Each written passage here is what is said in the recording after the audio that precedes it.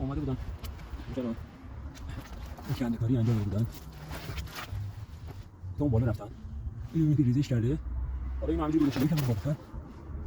خب این دو سنگ زیرش میبینی که حالا تا این انتها رفته کاری نداریم مسیر رو اومده از این بالا رفت. من برعکس میکنم یکی بره بالاتر. هوا گرم شده ماران در اومدن یکم ریسکی بالا ولی میریم کاری نداریم. خب اون بالا رو میبینی اون بالا رو اومدن کنده کاری کردن واسه من بالاتر دیگه دوربین رو متأسفانه نمیرسم بالا کاش میرسید قشنگ نشونتون میدادم. حالا چیز دوربینم روشن کنم دیگه باتری ضعیفه. حالا ببخشید باتری ضعیفه اینو اگه بخوام اینجا واسه کنم با یکم وایس تا اینو واسه کنم آقا به زورم که شده اینو یکم واسه کردم این میشه تقریبا هست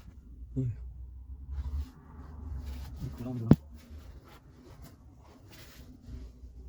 مالا انتهای کاره. خب دیگه رفتن داخل دیگه حالا چقدر رفتن خدا داند حالا چقدر رفته چیزی در آورده نوش جونش.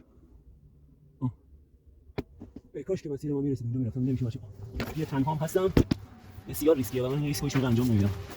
خدا نگهدار همه شما دوستان عزیز طبیعت دوست داشتنی شهرستان بزرگ